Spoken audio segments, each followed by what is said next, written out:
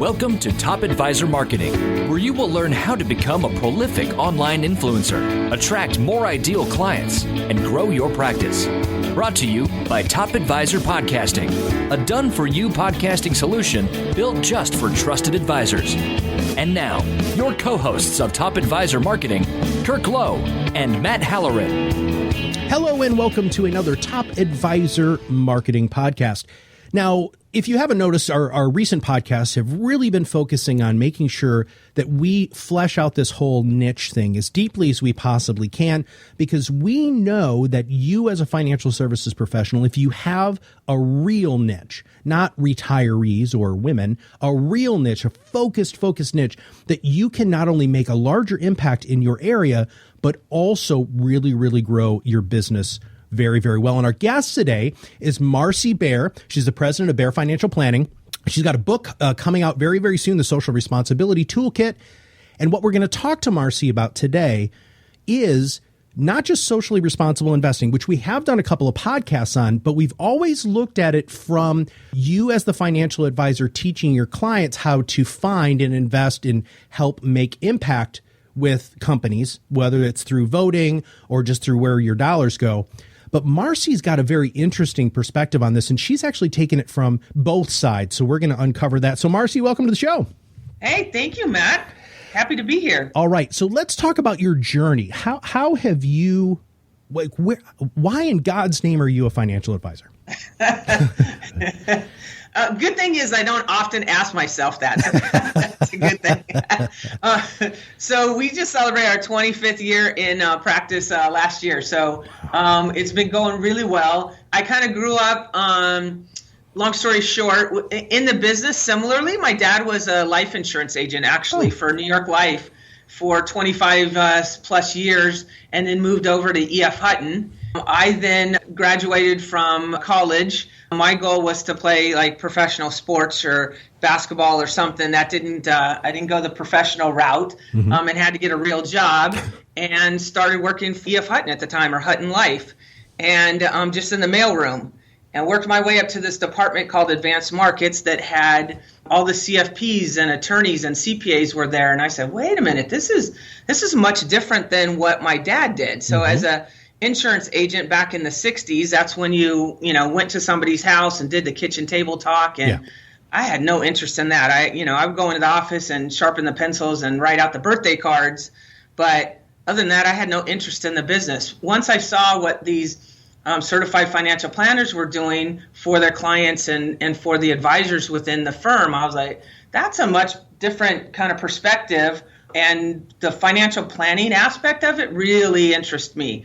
Much more holistic and broad. And so long story short is I eventually started with a small broker dealer actually here in San Diego with a firm that was the Advisors Group. And the Advisors Group owned the Calvert Group. And Calvert Group is one of the premier and first socially responsible mutual fund companies, financial services company. And so that's when I started back in this socially responsible, environmental, social, corporate governance kind of world, was way back in the early 90s. Wow.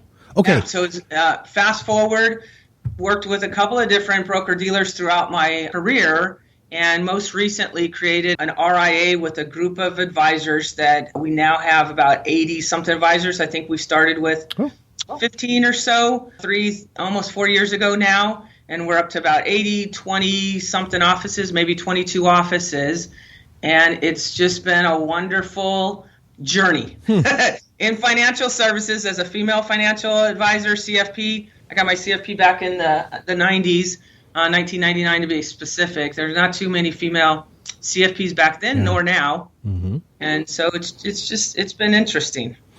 Whether financial crises and recessions and crashes, and still here. Staying power. Let's talk about.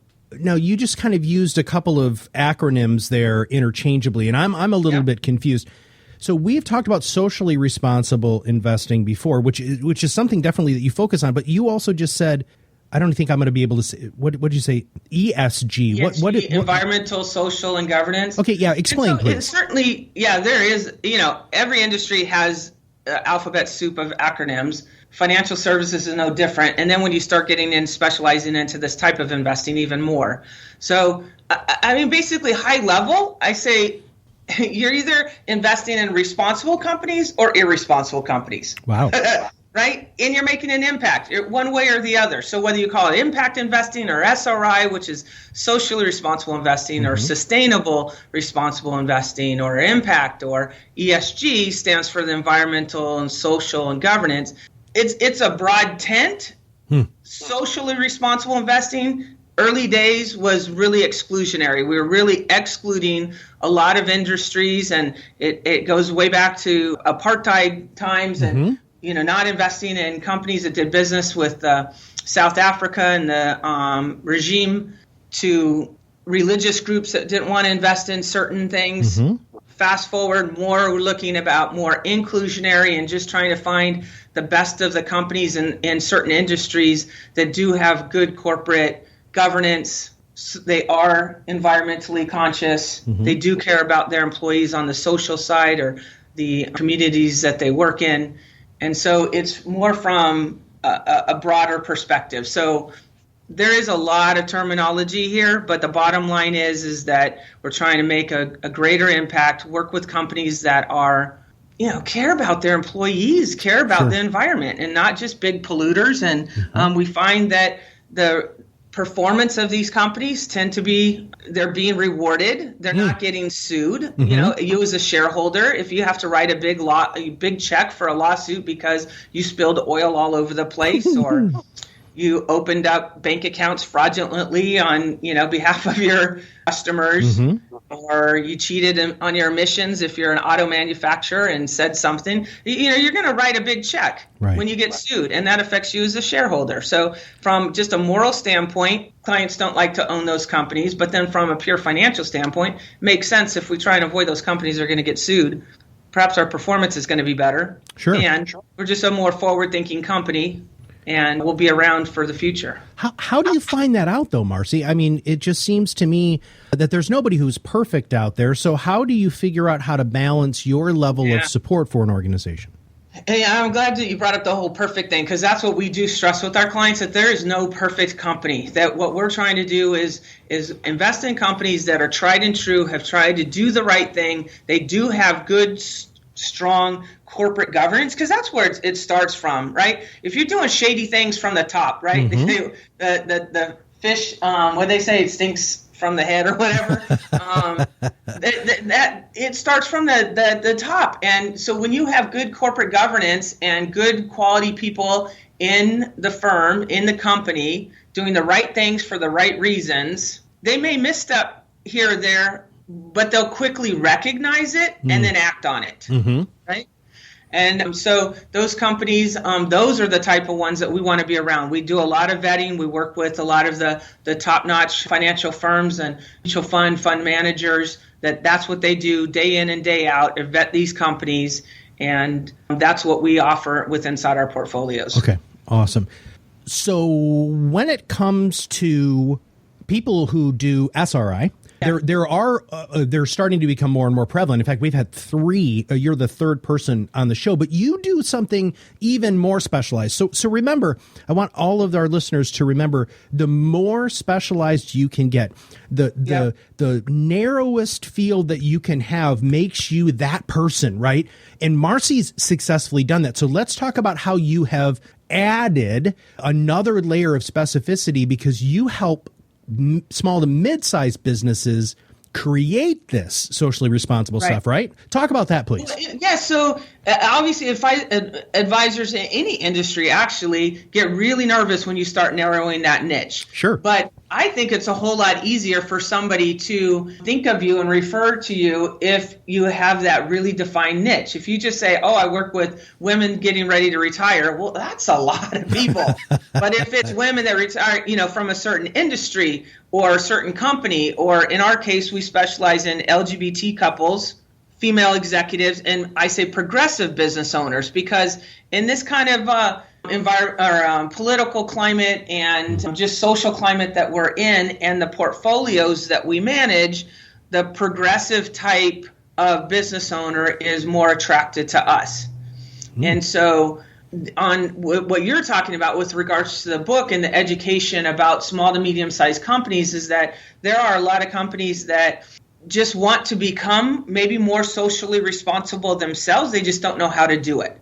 Okay. So there are some great certifications out there that businesses can get, like the B Corp certification through B Labs, or they can get other niche kind of certifications. Like I'm an LGBT certified business owner as well as a woman-owned certified business owner. Okay. So those are some little niche kind of things, but it doesn't overall show that you're a socially responsible company. Right. So B Corp does help with that, or you could be a part of conscious capitalism, again, another movement or tribe of business owners that understand it's not just about profits, and it's people, profits, and the planet. Okay.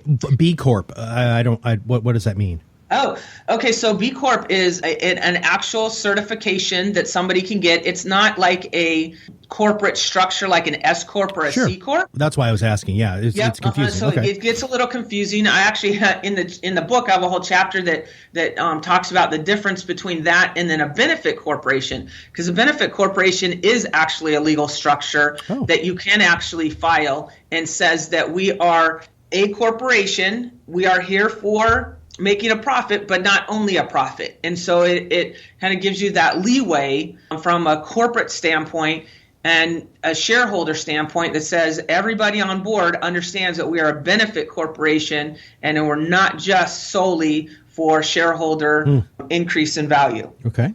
And so B Corp is not that corporate structure, but it is kind of like a good housekeeping seal approval that says this company's gone through a lot of vetting and gone through B Lab is the actual certification arm that actually certifies these companies. And so it'd be companies, like Patagonia and Ben & Jerry's and Whole Foods, companies that, in addition to very small companies, so a 1 or 2 person, marketing firm or a PR, office supply, whatever it happens to be, they can go through this process. Our book kind of fills the gap in that it's not going to be a certification, but it's really for that small to medium-sized business that says, gosh, I wonder, our employee program, our employee benefits program, is it really broad enough? Does it have a lot of the good benefits that employees would want? Like personally, we add 1 day a month that our employees get a paid day to volunteer. So every month they can pick a different charity or the same charity and volunteer and get that paid. Well, if you start building out an employee benefits program that kind of have those things in there, family, medical leave, just round out the benefits. So the book kind of goes through this assessment that people are able to take, a business owner or a management team can take on the environment. Like, what are we doing environmentally? Like, where are we with regards to recycle and products that we use, and where are we ordering them from? Are we ordering them from, a local company where there can be some local impact to that business owner, or are we ordering from, some large big box store? Okay. So I own a small business. Yep. And I hope that I'm following everything that you just said. Does it also, okay, let's just take a really, really, really big step back. Where do I start, Marci? I mean, yeah, exactly. So that's why we created these assessments. So these little, tests, so you can say, let me see where I do stand. I think I'm good, but, let me take this assessment. Let my management team take the assessment. Maybe the whole company take the assessment. And then you get a really eye-opening, we get an A here, an A here, C here, D over there. Once you get that assessment, knowledge is power, right? So once we have that knowledge, now we can start working on things and say, what if we just added this over here? Or what are other companies our size doing? And start benchmarking. And when it comes to the kind of the governance side, the large corporations have been doing this for a long time. You look on their websites, or they have whole departments now on corporate social responsibility. They have whole teams and, upper management is involved with corporate social responsibility. It's the medium and small size companies that we're so busy just, running our business and just trying to, keep the lights on and just go day in and day out, where we don't really step back and do that business planning or certainly not the business planning when it comes to these areas of employee engagement and working with the millennials. I mean, that's huge. You've got these companies now that have, you've got 70, 80-year-olds in your companies working alongside, 20-year-olds. Right. And there's a big difference of way people grew up and work ethic and how do you work and how do you communicate. And so that's a whole part of it too, is bridging those generations. How do you use this from a marketing perspective? So let's say I'm a financial services professional and I want to not only offer, SRI or that stuff, but I also want to make sure that I'm also walking the walk. How would you put that out into your spheres of influence to show how unique and different you are? Well, I think that is important because there's people that can be, chameleons in this business and whoever walks through the door, oh, I specialize in that just because that person is, coming out of the military or, is a doctor or whatever, and they're just all over the place. So we try and be, trying true to really walk the talk. And I've just been involved with the organizations here. We're happen to be in San Diego. I'm a San Diego native. So I've created an LGBT pride event going on, 15 years now. Oh. We started with a handful of 25 families in the park, and now it's grown up to about 15,000 people. And so we just try and do a lot of things within the community that's just stays within our niche and supports that niche, whether it be women-owned businesses or LGBT and other diverse businesses. I think just really putting your heart and your energy, your social time into those areas and those causes so that you're in alignment. I think just being authentic is the easiest. So many people get so stuck on how to build a niche. Well, just look at what you like to do. Where are you already spending your time? Look at your clientele, see if there's some commonality there. But then also just who do you like working with? Who do you like hanging out with? Work is not work when you enjoy who you're working around and who you're working for. So while I'm trying to cut back my hours to spend more time with the family, I love what I do. I love our clients and we have a great time. Yeah. So if you can enjoy that, it does not make it work and hard. I love authentic and people can smell it out, right? I mean, that's probably a terrible analogy, but you know what I mean? Like when you're really there, when you're feeling what you're doing in your heart, not just your head, it's not just profitable, it's something that you firmly believe in. And Marci, you just outlined all of these different things on what advisors should look for. We take advisors through that program, through when we do our Big Picture Brand Foundation program, and they struggle with it so much. I'm like, okay, who are your favorite clients? And they're like, well, this is my favorite client. Okay, well, why are they your favorite client? Well, because they've got $10 million with me. That's not really what I'm asking, right? I'm asking what do you like about them personally? And luckily it's this whole, peeling the onion. You just have to keep peeling and peeling and peeling. And what you have done, which is one of the reasons we wanted you on the podcast, is you peeled that onion down to such an interesting niche that who you are and where your heart is and what you believe in is just part of your entire company's makeup. And now with, the RIA, with all of these more advisors that are getting on board, people who are listening to this, they need to realize that this is something that isn't going away, especially when you start focusing on wealthier millennials, people who want to do planning early on. Right, Marci? I mean, they're going to ask the questions that you're talking about right now, aren't they? Yeah, they are. Well, and I think one area that we also did a lot of work with in our firm was make sure we communicate on our website as well, is that we want clients to feel comfortable, because especially working within the LGBT community, but then also the women's market is so many times we heard from prospects, they then quickly became clients, so that they went to an advisor and they just didn't feel comfortable. Yeah. They didn't share that they were gay. They may have been single, or they just went as a single person. They were a couple, but they individually had different financial advisors because that advisor never even asked them. They just saw them as, a woman, single, just assumed that they were straight. even though they may have been in a long-term relationship. And we know as CFPs, we need the whole family. Yes. We really need to understand the dynamic. So we really try and make it a very comfortable environment so people can bring their full self to the appointment and to our relationship, because that's the only way we can really do our work, is we really understand them and they can let down their guard and really let us know who they are and what their hopes and dreams are. Let's talk about some of the, so moving away a little bit from the SRIESG, let's talk about the LGBT group. And so what are some of the special needs, and especially, I mean, with female executives, progressive business owners, let's just talk about what are you bringing to them, that level of openness and receptiveness when you have that conversation and they realize that you're an ally.